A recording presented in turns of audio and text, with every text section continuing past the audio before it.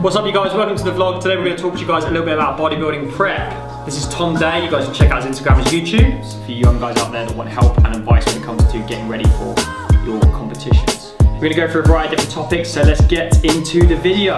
Right, so guys, basically I'm 19 years old and I've been lifting for about 2.5 years, and I decided just before the Christmas period in November that I was going to compete for the first time in the South Coast Ukbff Men's Junior Physique Show. I started in November and it's a 20-week long prep by the time I'm finished. The thing that people don't understand is it takes time to get shredded. It's not an easy, it's not a snap of the fingers. Yeah, of course, yeah, I can imagine. And it's a long run. Like the first month I didn't see any progress at all, and it was, I looked the same for a month, but then after that the body fat started dropping, all the water weight had gone. At the end of the day, it's what you want and how much you want it. So for people starting out, what would you say you would give as sort of the main advice to people? I think the advice that I would give, so this wasn't my first time thinking about I was competing. I was going to compete in the Body Power show last year. I didn't really know, I hadn't really been lifting long enough. How long have you been training now?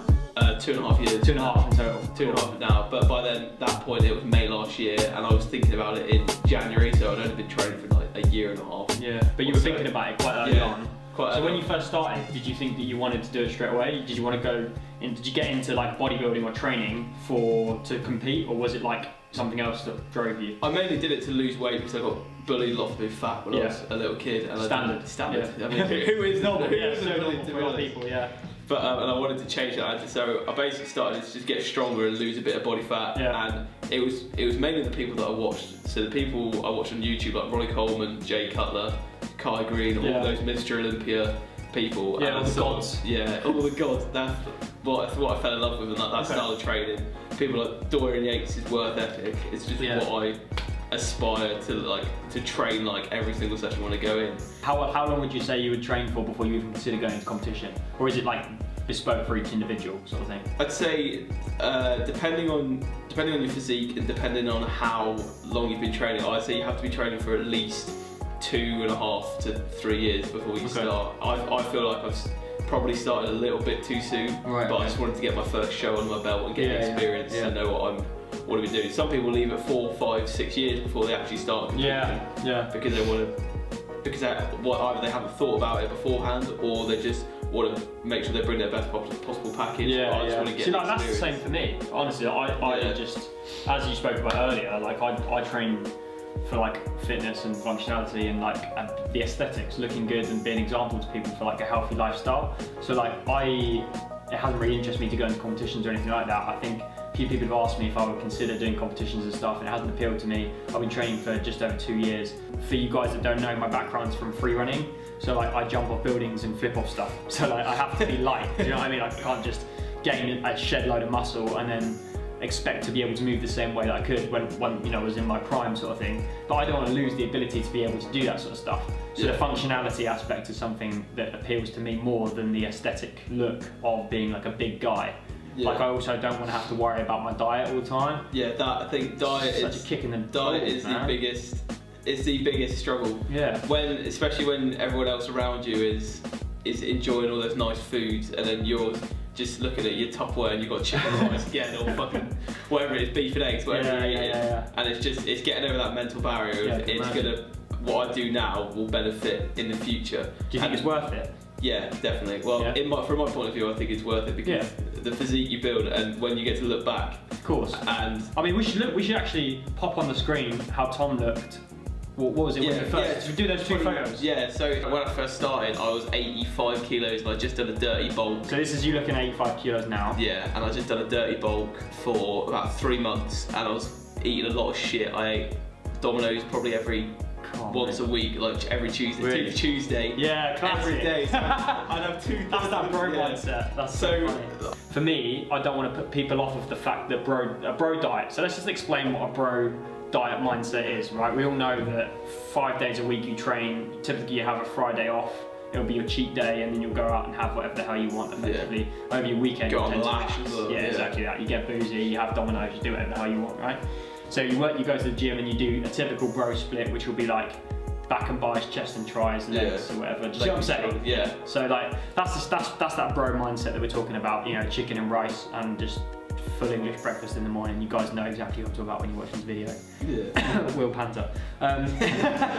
There's a whole bunch of people that are watching these videos out there and they'll be like, oh, I just want to get massive and I don't really care about eating healthily. Don't get me wrong, like, you can have a shit ton of calories, you can work out really hard and still get good results. Are you going to be healthy on the inside? No. Like, this is what Tom's talking about. Like, listen to the people that are doing it, man. Don't just, yeah. Do you know what I mean? I want to get to the point where people look at me and think, there's no way that he's natural, there's no way he could be that shredded or that strong or whatever.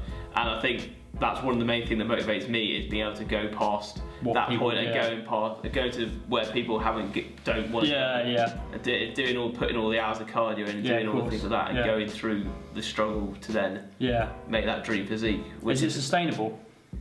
No, there's no, when you get past the point of when you're flat as you've been on no carbs for like a week and a half, 2 weeks, and then you get to that peak week, when you're at that peak week stage and then you actually step on stage, that's the best you're going to look. Really? There's no way of maintaining that throughout, because obviously you're playing around with your water, and it gets to a point in those last couple of weeks it starts to become unhealthy because you're at such a low body fat, and you're basically trying to make yourself look as full and dry as possible. So you cut your water, increase your sodium, and then. So what do you mean? So let me just for people that are watching this are complete novices, you say the terms like dry as possible and like watching your water. I know that we know what it means. But for the people that are watching, what do you think? So just give them a bit of education on that. So dry. So obviously you drink water and that helps push your nutrients around the body. If you cut water out, you look a lot more flat. Okay. And by flat you mean shredded? Yeah, but then so there's not that much glycogen. So you're basically trying to deplete your muscles of glycogen. So the whole point of like a peak week is where you start off by depleting your body fully of carbs, and then you slowly drip them back in, but add in maybe 200, 300 grams of carbs at a time. I see. While your body, and then your muscles use that, and then your muscles fill up, which makes you look fuller and drier, which is why you restrict your water to make your muscles look bigger than what they actually are. I see. And then when you have on your show day, for example, you'll have 50 grams of rice, 50 grams of chicken, and then a muffin or 2 Subway cookies every 2 hours, filling up your body. And then, by bit. and then like half an hour before you go on stage, you have like healthy fats, maybe like some cashew nuts and jelly babies, and then pump up. And that is when you're going to look your best, because you've depleted your body, and then you fill up all your glycogen storages again, and then you look full, and then you look sick. But that is not maintainable. It's not sustainable at all. That's completely fair enough. So what would you say the main downsides are? I'd say the downside, social. Being a young, being a young that's lad. a good point. If you don't know, I'm only 19, and being in the industry and putting yourself through this process, it's a difficult one, because obviously all your friends are like, oh, do you want to go out? Do you want to go out tonight? Do you want to go out drinking? Do you want to go get some food? Then the amount of times I've had to turn them down, and it's a bit demoralising, because you think everyone else is having fun and I'm sat in here.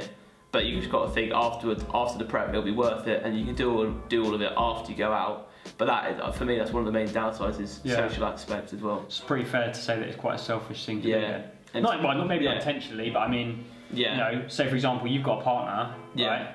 She's not going to like the fact that you're always so focused on yourself for the whole time. So I think a lot of people go through that when they go through It's a struggle, but you just got to find the people that support you. Like my family are really supportive, my mum's really supportive of it, my girlfriend's really supportive of it as well, and it's just finding those people in your life, and they also push you on. Of course, to actually achieve it and go through it. Definitely. You need those people in your life to keep you going. For people that don't know, this is Tom's first competition, so he's actually going to be stepping on stage in mid-April? Yeah, April 22nd. Cool. Step on. And basically, we just wanted to make a video to educate you guys that are potentially going through the same process that Tom is, or if you're interested to see more about what he stands for and sort of his journey, then please go and check out his channel.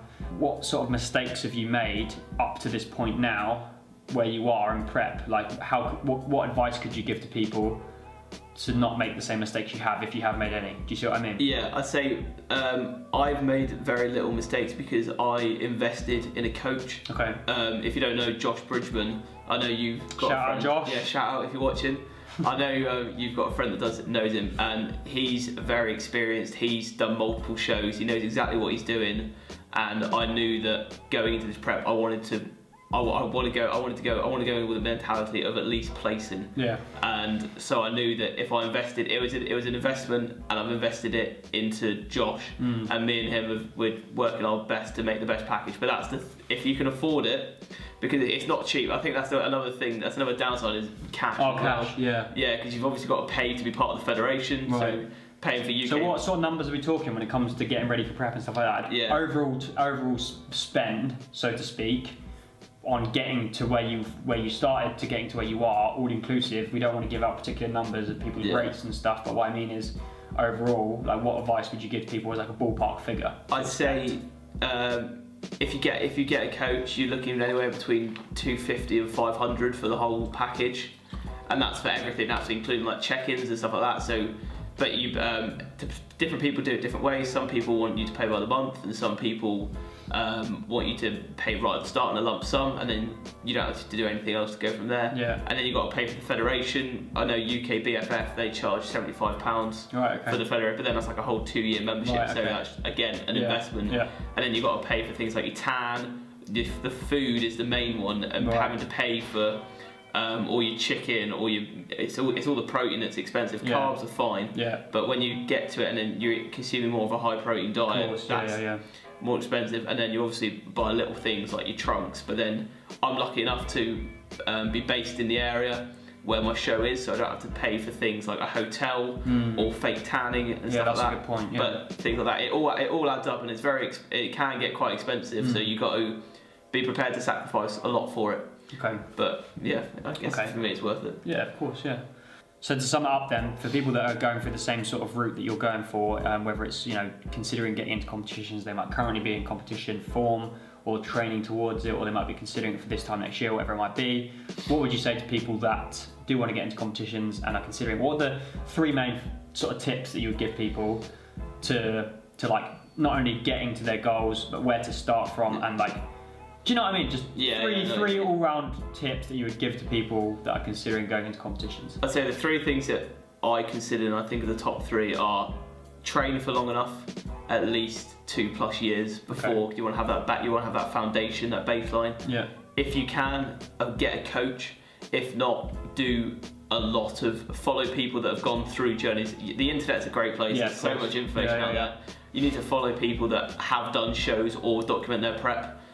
We'll pop a couple links in the description below if you guys want to go and check that out, of people that we recommend to go and work with, websites to visit, and just generally a bit of background knowledge, which I'm sure Tom can contribute. And just on that, just follow them. You need to do a lot of research before going in, and you need to, if anything, prepare yourself mentally as well for the challenge it's going to take you. And then I'll tell you the 3rd tip, the best one, is start earlier. My whole prep's going to last 20 weeks. Originally, when I first started looking into prep, I thought, 12 weeks would be fine. And if I had started 12 weeks out, and I would not be in the position I am now. And having that time to prep and cut down means that when it gets, so at the moment for me, I've been cutting for 13 weeks, and I'm in a place where I'm pretty shredded. I've still got like just under 2 months to get as shredded as possible. Yeah, of course, yeah. But the more weight you lose now, the more food that you can give yourself coming up to the show, which puts you in a stronger mental state. Yeah, and then obviously you're not going to be panicking, thinking, I need to lose this next 4 pounds. Yeah. And so it's a lot more chilled out. So the 3rd tip I'd definitely say is start. So a 5-month, 6-month prep, no longer than 6 months. Okay. But at least 5 to 6 months starting, and then make it a slow process. And don't cut. Rather than drastic. Yeah, because otherwise you're going to lose a lot of muscle, whereas if you do it slow, like I've done, you can maintain that strength and muscle. Yeah. But apart from that, I'd say those are the top 3. Okay, cool. Alright, you guys, well, hopefully that was useful. If you enjoyed the video, please like this video. Go and check out Tom's channel, as I've already mentioned multiple times. He is an absolute star. Thank you so much, mate, for coming along. Yeah, thanks for having me. And educating everyone out there. So if you guys enjoyed the video, please like the video, subscribe to the channel as well. That'd be brilliant. You're all amazing. Keep watching. See you soon. I always do that little clap, guys. I don't even know what it is. It's like